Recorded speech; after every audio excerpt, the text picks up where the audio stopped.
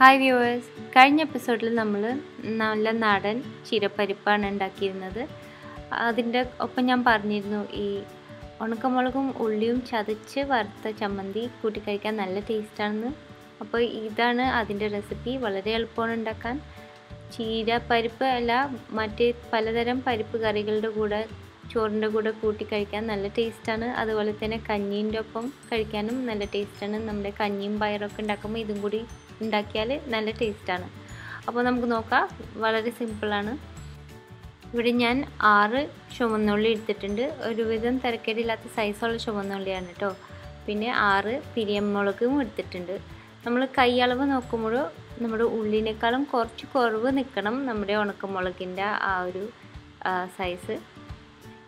അപ്പോൾ ഉണക്കമുളക് ഒന്ന് ചെറുതായി മുറിച്ചിട്ട് ഞാൻ മിക്സി ജാറിലേക്ക് ഇട്ടിട്ടുണ്ട്. അതിൻ്റെ ഒപ്പം ഉള്ളിയും ചെറുതായിട്ടൊന്ന് അരിഞ്ഞിട്ടിട്ടുണ്ട്.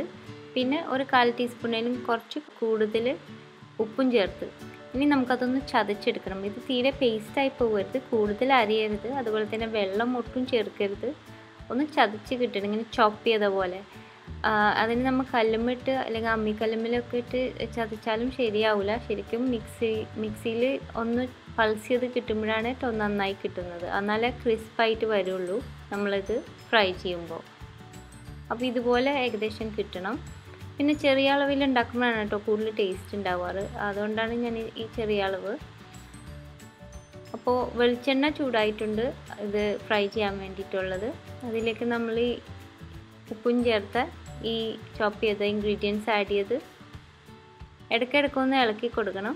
പാകത്തിന് ചൂടുണ്ട്, ഒരു മീഡിയം തീയാണ് വെച്ചേക്കുന്നത്.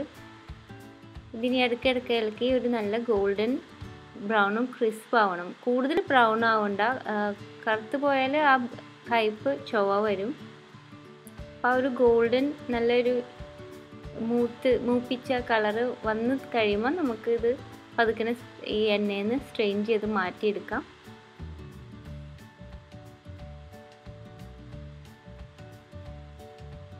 എണ്ണയിൽ നിന്ന് കോരി മാറ്റുമ്പോൾ അത് തീരെ പ്രസ് ചെയ്ത് പിഴിയാൻ നിൽക്കേണ്ട എണ്ണ. അങ്ങനെ തന്നെ കോരിയെടുത്ത് മാറ്റി ഒരു സ്റ്റീൽ പ്ലേറ്റിൽ കുറച്ച് നേരം ചൂടാറാൻ വേണ്ടി വെച്ചാൽ മതി. അപ്പോൾ ഒന്നും കൂടി ക്രിസ്പായിട്ട് വരും. പിന്നെ ആ ബാക്കി വരുന്ന എണ്ണ നമ്മുടെ വെജിറ്റേറിയൻ കറികളോ പരിപ്പിൻ്റെ ഒക്കെ മുകളിൽ ഒഴിക്കാനും നല്ല ടേസ്റ്റാണ് കേട്ടോ. അപ്പോൾ എളുപ്പത്തിൽ ഒരു നമ്മുടെ ഉണക്കമുളകും ഉള്ളിയും ചതച്ച് വറുത്ത ചമ്മന്തി റെഡി ആയിട്ടുണ്ട്.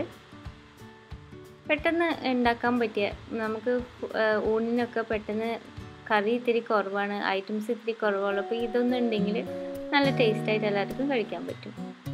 അപ്പോൾ അടുത്ത പ്രാവശ്യം ഒരു നല്ല റെസിപ്പി ആയിട്ട് വരുന്നത് വരെ thanks for watching and bye from Shana.